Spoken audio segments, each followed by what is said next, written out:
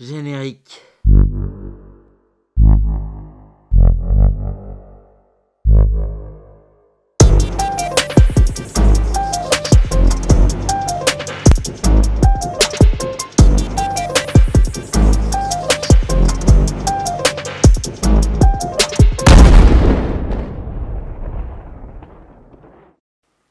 Bonjour et bienvenue dans cette nouvelle vidéo querelle. Aujourd'hui on va parler du film Songbird réalisé par Adam Mason et produit par Michael Bay. Alors Michael Bay on le connaît, c'est le réalisateur de films comme The Rock ou Armageddon, mais aussi une flopée de films d'action survoltés, survitaminés et surcuté, ce qui des fois coupe un petit peu l'énergie en réalité, qui n'a pas réalisé que des chefs-d'œuvre, mais là il prend la casquette de producteur pour ce film qui a été produit et tourné pendant une partie du confinement américain à Los Angeles. L'action se passe en 2023 ou 2024, je ne me souviens pas très bien, mais le Covid-23 est en action. C'est un virus terrible, beaucoup plus virulent et tueur que le Covid-19 dont nous avons fait connaissance en 2020 en France, et il est bien pire que tout ce qu'on a pu connaître avec le Covid-19 puisqu'il tue jusqu'à 57% des personnes infectées, un nombre précis mais important. On a aussi un virus qui voyage dans l'atmosphère à tel point que le simple fait d'ouvrir sa fenêtre pour respirer un coup et sortir de votre atmosphère filtrée de l'appartement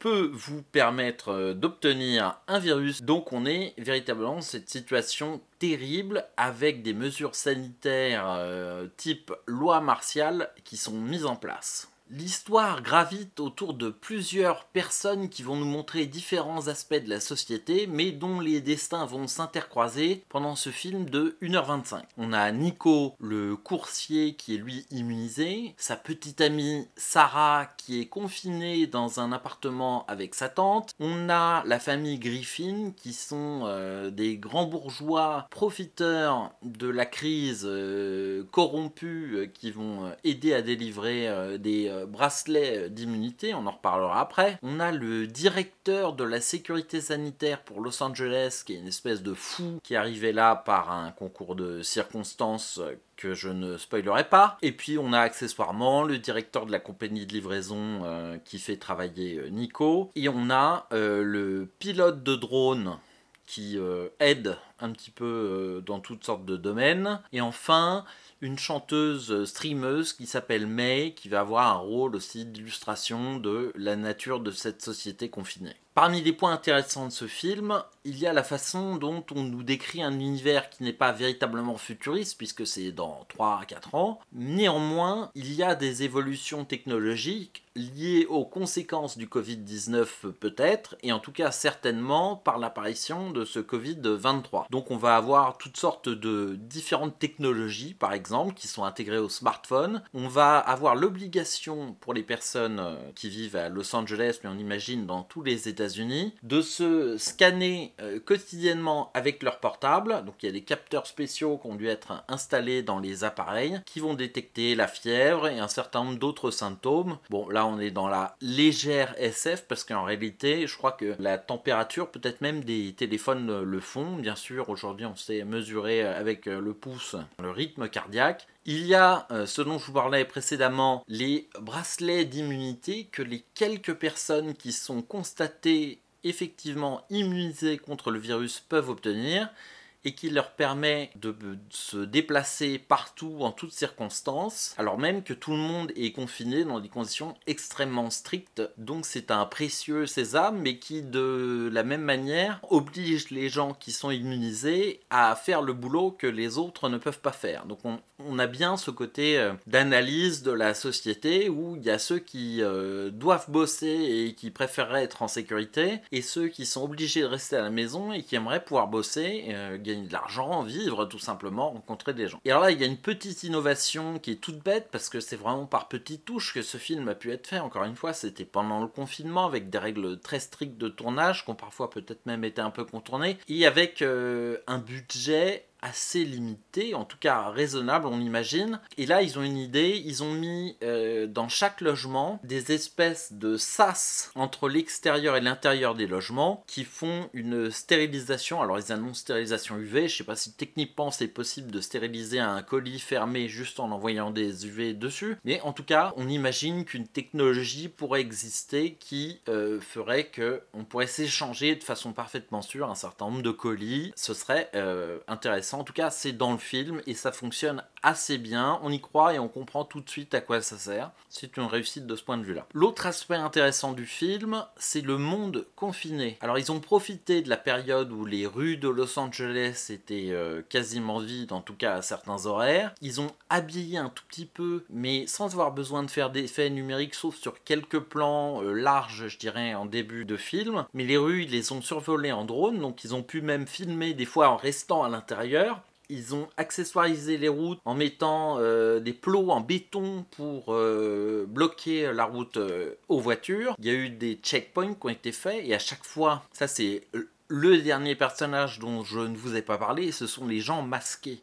Il y a énormément de gens dont on ne voit jamais le visage dans ce film. Ils sont soit des militaires avec des masques intégrales, type anti-émeute, dont on imagine qu'ils sont équipés de filtration de l'air qui correspondent aux problèmes de santé, ou alors tout simplement ils sont carrément en combinaison hazmat. Ça c'est assez malin parce que de fait, sur les tournages, ils pouvaient être plus nombreux que ce que la loi autorisait, tout simplement parce qu'il y avait des comédiens qui étaient en combinaison, et puis surtout, n'importe qui pouvait aller dans ces combinaisons, donc les acteurs pouvaient être utilisés, réutilisés, donc ils sont autorisés à avoir un casting beaucoup plus limité et mobile que s'ils avaient fait un film à la régulière aux États-Unis, où si une personne apparaît une fois dans un film, on ne peut pas la revoir plus loin, sauf si c'est effectivement un personnage de l'intrigue. Autre aspect de ce film, il y a à Los Angeles des zones de quarantaine, qui sont telles qu'on nous les présente dans le film, des camps de concentration, voire des camps de la mort, puisque toutes les personnes qui sont envoyées sont soit contaminées et quasiment assurées de mourir dans les prochaines 48 heures, soit des personnes qui vivaient avec des personnes confinées et dont on se soucie peu du sort. On imagine que les conditions de vie dans les camps, il y a d'ailleurs quelques plans de journal télévisé qui vont nous parler de ça, en réalité c'est des mouroirs où on se débarrasse tout simplement des gens qu'on ne sait pas soigner et qu'on n'a pas envie de soigner. La thématique autour de l'intrigue que je ne veux pas vous dévoiler aujourd'hui tourne beaucoup autour de ces bracelets d'immunité. Donc vous avez un bracelet d'immunité avec à l'intérieur on imagine une puce RFID qui identifie que le porteur du bracelet est bien la personne qui doit le porter et qui permet de circuler. Chaque fois que le héros Nico est menacé, il va montrer son bracelet pour que les militaires le laissent passer. Évidemment, quand de telles choses existent, il y a des profiteurs de crise qui vont s'organiser et la famille Griffin, on le comprend assez vite, s'occupe de vendre des vrais faux bracelets d'immunité à des personnes fortunées qui vont payer ça 150 000 $ le bracelet pour pouvoir s'échapper en réalité des États-Unis parce qu'il y a des zones connues où le virus ne circule pas. Donc une espèce d'Eldorado que les gens imaginent rejoindre. La famille Griffin participe à l'aspect social du film puisqu'ils sont fortunés, ils habitent une grande maison qui est assez magnifique. Leur femme de ménage est à domicile puisqu'elle ne peut plus sortir, donc elle reste avec eux. Et par comparaison, des personnes qui peuvent venir de la classe moyenne comme Sarah et sa tante Lita ne sont pas équipées de la même manière, ils n'ont pas de filtre à oxygène, ils n'ont pas de filtration totale de l'appartement, donc quand l'immeuble est touché par la contamination, elles peuvent être touchées par la contamination. Sarah n'a même pas de masque, elle utilise un bandana. Alors on imagine que quand le film a été écrit ou préparé, il y avait encore cette pénurie mondiale de masques que l'on a connue au début du confinement et que ça aura influencé ce choix, mais c'est aussi une façon de marquer les différences entre, on va dire, les riches et les moins riches, mais la division est beaucoup plus importante puisque c'est vraiment les ultra privilégiés qui peuvent se retrouver dans ce système. Et c'est aussi un phénomène qui résonne avec la situation actuelle. On n'est pas logé à la même enseigne. Si on habite dans un HLM en banlieue parisienne ou si on a une propriété avec un grand jardin en bord de Seine ou ailleurs en France, où on a l'opportunité de vivre beaucoup plus confortablement pendant un confinement. Et bien sûr, dans un film américain produit par Michael Bay, pour que l'intrigue avance, pour que le film ne fasse juste pas une chronique de la vie pendant un confinement, il faut une intrigue. Alors on a notre MacGuffin qui est le bracelet d'immunité, mais on a surtout un antagoniste personnifié par le directeur des services sanitaires de Los Angeles qui est complètement fou, barré, violent, meurtrier, qui va poursuivre Nico qui lui se met en quête d'un bracelet pour sauver Sarah et pour pouvoir s'enfuir avec elle. Tout le mouvement qu'il va y avoir dans le film, les scènes d'action, la poursuite qui se met en place et la quête désespérée de Nico va tourner autour de ce phénomène et cela va créer un certain nombre de scènes d'action qui justifient pour un Michael Bay d'avoir fait ce film. Le point fort, je dirais, c'est que contrairement aux productions de Michael Bay, les conditions de tournage n'ont pas permis de faire un film où, quand un type saute par-dessus un mur, il faut faire 12 plans pour réussir à décortiquer la séquence. Il ne pouvait pas faire autant de plans de caméra, autant d'angles différents, déplacer autant de matériel et avoir une équipe aussi lourde. Et de fait, sans être dans le plan séquence, il y a beaucoup moins de coupes que dans un film de ce type habituel, et ça en rend l'action beaucoup plus aérienne, beaucoup plus agréable. Et le personnage qui s'exprime par des regards, des mouvements essentiellement, sans en faire trop, mais je trouve est mis en valeur. Et ça, c'est finalement une qualité du film qui va à l'antithèse de ce qui me faisait peur dans un film produit par Michael Bay. Alors, qu'est-ce que j'ai pensé de ce film globalement ? Comme je l'ai dit, ça fonctionne mieux que ce que je m'attendais à voir.